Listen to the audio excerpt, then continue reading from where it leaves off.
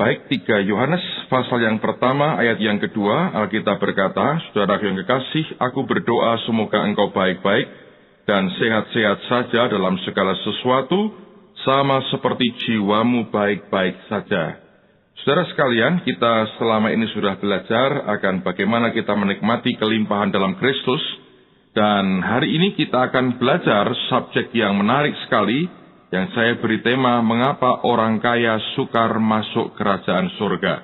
Mari kita lihat dalam Markus pasal yang ke-10, Injil Markus pasal yang ke-10.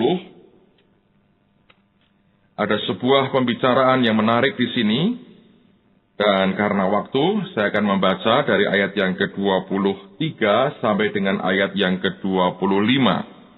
Alkitab mengatakan, lalu Yesus memandang murid-muridnya di sekelilingnya dan berkata kepada mereka, alangkah sukarnya orang yang beruang masuk ke dalam kerajaan Allah. Murid-muridnya tercengang mendengar perkataannya itu, tetapi Yesus menyambung lagi, anak-anakku, alangkah sukarnya masuk ke dalam kerajaan Allah. Lebih mudah seekor unta melewati lubang jarum daripada seorang kaya masuk ke dalam kerajaan Allah. Mereka makin gempar dan berkata seorang kepada yang lain, jika demikian siapakah yang dapat diselamatkan? Yesus memandang mereka dan berkata, bagi manusia hal itu tidak mungkin, tapi bukan demikian bagi Allah, sebab segala sesuatu adalah mungkin bagi Allah. Nah, Yesus berkata, alangkah sukarnya orang kaya masuk dalam kerajaan Allah. Tapi tidak berarti bahwa orang kaya tidak mungkin masuk dalam kerajaan Allah. Kita tahu kita punya Abraham yang kaya, yang masuk dalam kerajaan surga. Kita tahu ada Ishak yang sangat kaya. Kita tahu akan Yakub yang juga sangat kaya. Kita tahu Yusuf yang juga kaya, diberkati, bahkan tinggi kedudukannya. Alkitab juga penuh dengan begitu banyak orang kaya yang hidupnya menyenangkan akan hati Tuhan. Tapi memang benar, peringatan Tuhan ini harus kita perhatikan. Tuhan berkata, alangkah sukarnya orang kaya masuk ke dalam kerajaan surga. Nah, Yakobus pernah memberikan akan peringatan yang sama. Dalam surat Yakobus pada pasal yang pertama, saya akan membaca buat saudara, Yakobus pasal yang pertama, pada ayat yang ke-9, sampai dengan ayat yang ke-11, Alkitab berkata, baiklah saudara yang berada dalam keadaan yang rendah, bermegah karena kedudukannya yang tinggi, dan orang kaya karena kedudukannya yang rendah, sebab ia akan lenyap seperti bunga rumput, karena matahari terbit dengan panasnya yang terik, dan melayukan rumput itu sehingga gugurlah bunganya, dan hilanglah semaraknya. Demikian jugalah halnya dengan orang kaya, di tengah-tengah segala usahanya, ia akan lenyap. Jadi memang benar ada peringatan-peringatan yang Alkitab katakan bahwa ini harus disadari oleh mereka yang hari ini dilimpahi dengan banyak harta duniawi. Nah, mengapa orang kaya sukar masuk kerajaan surga? Ada berbagai faktor yang kita harus perhatikan, dan dengan jujur kita harus ungkapkan ini supaya kita menyadari bahwa sebenarnya Tuhan kalau mau kita diberkati, bukan sekedar kita jadi orang yang kaya secara harta duniawi, tetapi kita harus kembali mengingat bahwa kita diberkati sekedar sebagai pengelola. Kekayaan yang kita miliki dan kita merasa kita miliki, itu akan membuat jerat dalam kehidupan kita. Nah, mengapa sekali lagi orang kaya sukar masuk kerajaan surga? Saya melihat ada beberapa hal yang perlu kita perhatikan. Yang pertama, bahwa ternyata uang itu sangat menggoda untuk dicintai dan untuk dimiliki. Mengapa begitu? Lihat pada kitab Pengkhotbah pada pasal yang ke-10. Pengkhotbah pasal yang ke-10, perhatikan pada ayat yang ke-19. Alkitab mengatakan, untuk tertawa orang menghidangkan makanan, anggur meriangkan hidup, dan perhatikan, uang memungkinkan semuanya itu. Nah, kalau ada sesuatu yang memungkinkan apapun yang membuat orang bisa tertawa dan kemudian bisa membuat hidupnya riang dan gembira, maka sebetulnya hal itu akan dicari oleh orang. Dan Alkitab mengatakan uang memungkinkan semuanya itu. Kalau kita bertemu dengan sesuatu yang bisa menjawab banyak hal, bahkan hampir semua hal, tentu kita akan senang. Dan kita dengan mudah akan jatuh cinta dengan sesuatu itu. Dan sesuatu itu Alkitab berkata adalah uang namanya. Nah, padahal ini bahayanya. Kalau kita mulai mencintai uang, maka yang kita cintai itu akan berubah menjadi suatu monster yang ganas, dan orang yang mencintainya lah yang pertama-tama akan ditelannya dan dihancurkan hidupnya.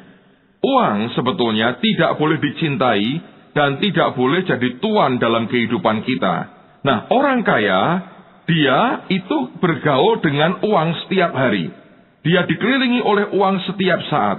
Nah, godaan untuk mencintai uang itu yang memungkinkan semuanya tadi tentu sangat besar dibandingkan dengan orang yang tidak punya terlalu banyak. Nah, makin banyak itu di sekitar kita, godaan untuk makin mencintainya makin besar. Sebab yang di sekitar kita itu tadi, yaitu uang tadi, membuat kita ini bisa berbuat apapun yang lebih banyak dibandingkan dengan mereka yang tidak punya uang banyak. 1 Timotius pasal yang ke-6 memberikan akan warning yang sama kepada kita. 1 Timotius pasal yang ke-6, perhatikan mulai ayat yang ke-6, saya akan membaca buat saudara. Ini merupakan peringatan yang kita harus perhatikan. Alkitab mengatakan demikian, memang ibadah itu kalau disertai rasa cukup memberi keuntungan besar. Jadi kita jangan naif. Kalau orang berkata, kalau gitu kita nggak perlu uang, Pak. Kita hanya perlu yang rohani. Alkitab berkata tidak demikian. Alkitab mengatakan memang ibadah itu kalau disertai rasa cukup memberi keuntungan besar. Sebab kita tidak membawa sesuatu apa ke dalam dunia dan kita pun tidak dapat membawa apa-apa keluar. Asal ada makanan dan pakaian cukuplah.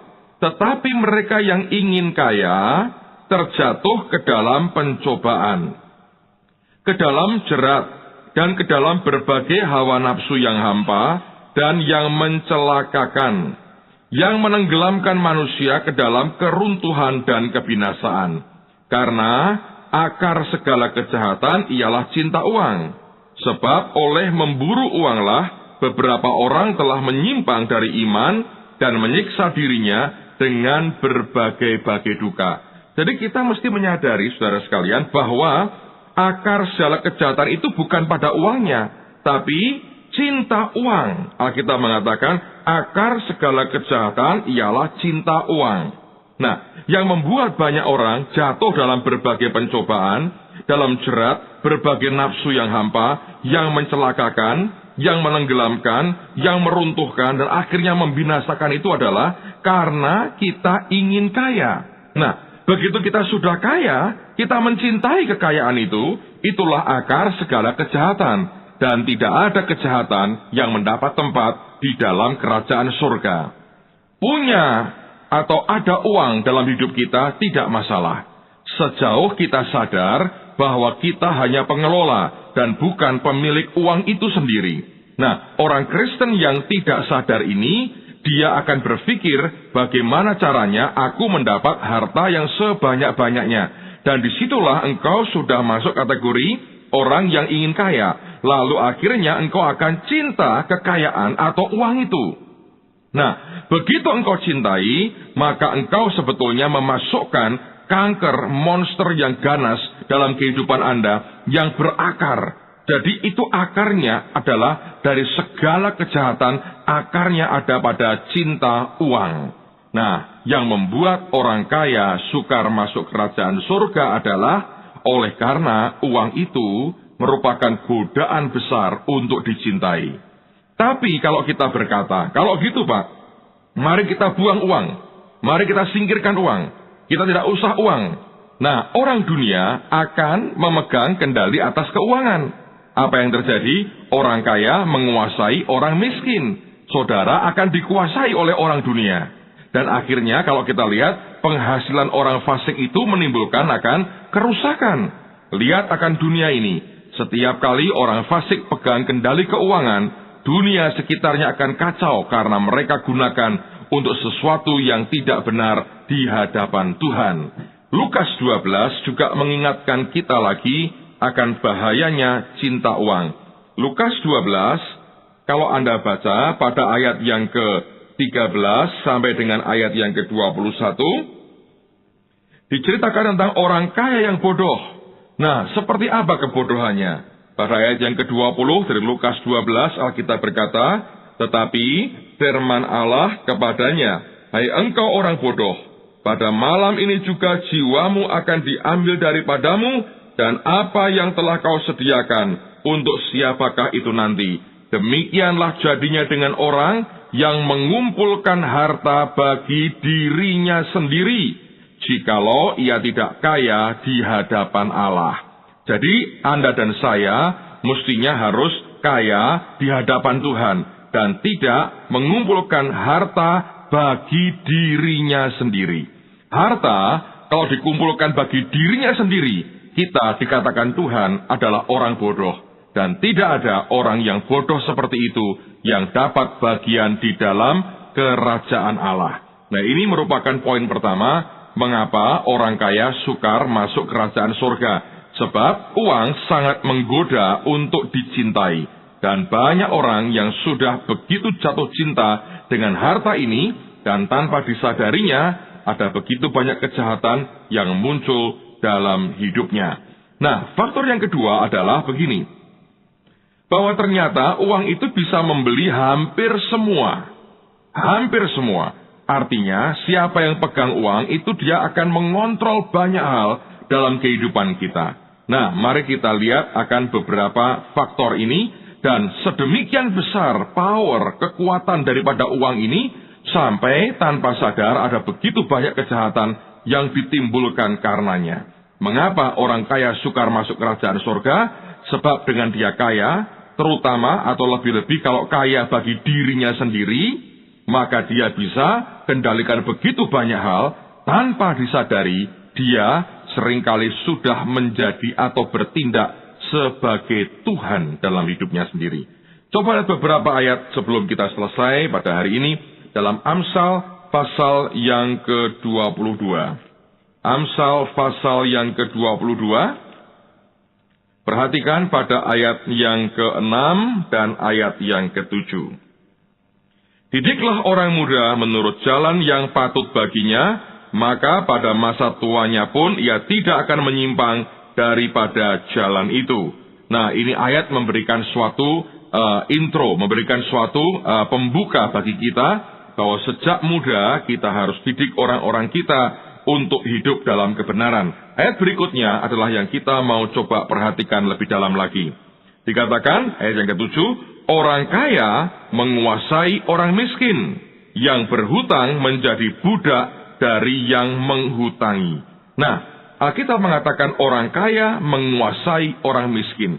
Jadi kekayaan itu bisa membuat kita, tanda petik, berkuasa. Nah, kalau orang sudah berkuasa, maka kekuasaan itu akan dengan cara dunia cenderung untuk korup. Kita cenderung untuk menghisap orang lain.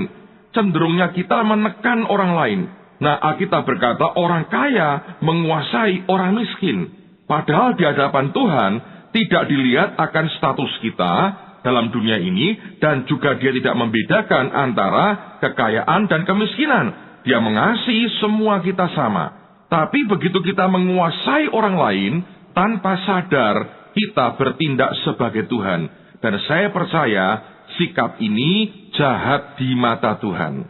Tapi memang, uang itu cenderung untuk mengangkat siapapun yang memegangnya menjadi orang yang berkuasa. Nah, di sini merupakan peringatan. Karena itulah, sikap hati sebagai pengelola tidak boleh hilang dalam kehidupan kita. Sebab kalau sikap sebagai pengelola hilang, kita akan bisa mengendalikan orang lain dengan cara kita sendiri, dan akhirnya itu jahat di mata Tuhan. Nah, Amsal juga pasal yang ke-18 sekarang. Amsal pasal yang ke-18, Ada sebuah nasihat yang luar biasa yang Alkitab katakan di ayat yang ke-16. Amsal 18 ayat yang ke-16. Hadiah memberi keluasaan kepada orang, membawa dia menghadap orang-orang besar. Nah, perhatikan, hadiah itu memberikan akan ruangan, keluasaan kepada orang. Nah, Anda tidak mungkin punya hadiah kalau Anda tidak bisa atau Anda tidak pegang uang untuk membeli hadiah. Hadiah ini pasti berupa materi. Nah, orang yang pegang materi, yang pegang harta, pegang uang, dia punya keluasaan. Di banyak negara, dunia ketiga terutama, tanpa terkecuali juga negara kita, lihat orang-orang yang punya uang, dia punya keleluasaan. Orang miskin ketika dia bersalah, dia ditangkap, dia disel. Orang kaya ketika dia salah, dia bisa pakai hadiah, dia bisa pakai harta, dan dia punya banyak keluasaan, dia punya banyak kebebasan. Lihat, uang bisa membeli banyak hal. Tidak semua, tapi banyak hal bisa dibeli. Dan ini berbahaya. Dan dikatakan membawa dia menghadap orang-orang besar. Kenapa? Diurus oleh Tuhan. Sebab banyak orang datang ke orang besar, membawa harta, dan kemudian dia melakukan suap, dan memutarbalikkan keadilan. Ini yang Tuhan tidak suka. Seringkali dengan harta kita, keleluasaan kita punya, kita menghadap orang-orang besar, lalu kita manfaatkan untuk apa? Untuk memutarbalikkan keadilan. Kita menindas yang miskin, kita menyerobot tanahnya, kita gusur kehidupannya, oleh karena ketamaan kita. Dan ketamaan tidak akan pernah puas. Sebab ketamaan tidak akan disebut ketamaan kalau dia pernah puas.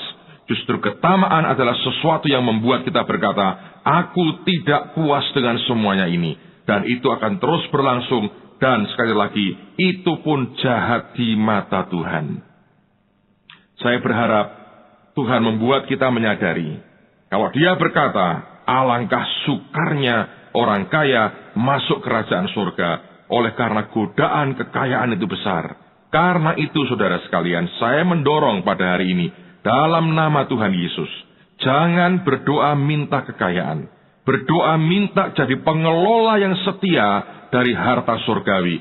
Itu lebih aman dan jauh dan pasti aman dalam kehidupan kita. Kalau kita berdoa minta kekayaan, kekayaan itu godaannya begitu besar. Tapi kalau engkau berkata, Tuhan, jadikan aku pengelola yang baik dari kekayaan surgawimu. Lalu Tuhan akan didik kita. Tuhan akan mengajari kita bagaimana menjadi seorang pengelola yang baik, yang bertanggung jawab dengan apa yang Tuhan percayakan dalam hidupnya. Nah, ini yang perlu buat kita. Lihat lagi sekarang di Amsal pasal yang ke-17. Amsal 17. Lihat pada ayat yang ke-8. Ini masih berkaitan dengan Amsal 18 tadi yang mengatakan hadiah itu memberi keleluasaan kepada orang, membawa dia menghadap orang-orang besar. Jadi hadiah itu membuat kita menghadap orang-orang besar. Tapi lihat pada Amsal 17 ayat yang ke-8 dikatakan begini. Hadiah suapan adalah seperti mestika di mata yang memberinya. Kemana juga ia memalingkan muka, ia beruntung. Tuhan itu Allah yang apa adanya. Dia berkata, kalau kamu nyuap orang, kamu punya sesuatu untuk kamu suap pada orang, dan terlebih lagi kalau kamu pakai ini dengan cara yang salah, dan selalu itu akan salah, karena kita menyuap, dikatakan seperti mestika, seperti permata yang luar biasa. Dan dikatakan, kemana juga ia memalingkan muka, ia beruntung. Dia melihat tanah kering, dia memalingkan muka ke sana, dia beruntung. Lihat sawahnya orang, dia palingkan ke sana, dia beruntung. Lihat rumahnya orang, dia palingkan ke sana, dia beruntung. Lihat apapun milik orang, dia palingkan mukanya, dia beruntung. Sebab dengan suapan itu, dengan hadiah suap, dia ambil dengan cara yang tidak benar, dengan harga yang tidak wajar, dan dari situlah dia memperoleh keuntungan. Tapi sekali lagi saudara sekalian, itu jahat di mata Tuhan. Kalau kita tidak berhati-hati, hidup kita akan dikontrol oleh semuanya itu. Dari mana semua bisa jahat? Sebab ingat, cinta uang itu merupakan akar segala kejahatan. Yang berikutnya, Yakobus pasal yang kedua. Surat Yakobus pasal yang kedua. Kita masih berbicara mengapa orang kaya sukar masuk kerajaan surga. Yakobus pasal yang kedua, silahkan Anda lihat pada mulai ayat yang pertama. Yakobus pasal yang kedua, lihat mulai ayat yang pertama. Saya akan membaca sampai dengan ayat yang ke-8. Saudara-saudaraku, sebagai orang yang beriman kepada Yesus Kristus Tuhan kita yang mulia, janganlah iman itu kamu amalkan dengan memandang muka. Sebab jika ada seorang masuk ke dalam kumpulanmu dengan memakai cincin emas dan pakaian indah, dan datang juga seorang miskin ke situ dengan memakai pakaian buruk, dan kamu menghormati orang yang berpakaian indah itu dan berkata kepadanya, "Silahkan Tuhan duduk di tempat yang baik ini." Sedang kepada orang yang miskin itu kamu berkata, "Berdirilah di sana," atau "Duduklah di lantai ini dekat tumpuan kakiku." Bukankah kamu telah membuat pembedaan dalam hatimu dan bertindak sebagai hakim dengan pikiran yang jahat? Dengarkanlah, hai saudara-saudaraku yang dikasihi, bukankah Allah memilih orang-orang yang dianggap miskin oleh dunia ini untuk menjadi kaya dalam iman dan menjadi ahli waris kerajaan yang telah dijanjikannya kepada barang siapa yang mengasihi Dia? Tetapi kamu telah menghinakan orang-orang miskin. Bukankah justru orang-orang kaya yang menindas kamu dan yang menyeret kamu ke pengadilan? Saya mau ulang lagi. Tetapi kamu telah menghinakan orang-orang miskin. Bukankah justru orang-orang kaya yang menindas kamu dan menyeret kamu ke pengadilan? Bukankah mereka yang menghujat nama yang mulia, yang olehnya kamu menjadi milik Allah? Akan tetapi jika kamu menjalankan hukum yang utama yang tertulis dalam kitab suci, "Kasihilah sesama manusia seperti dirimu sendiri," kamu berbuat baik. Lihat, kekayaan membuat orang bisa jahat. Dia telah menindas orang lain dan menyeret orang ke pengadilan. Bahkan orang-orang kaya bisa juga menghujat nama yang mulia, nama Yesus Tuhan kita. Kita belajar terus, perhatikan baik-baik. Orang kaya memang sukar masuk kerajaan surga, tapi itu bukan berarti tidak mungkin, sebab tidak ada yang mustahil bagi Tuhan kita. Amin.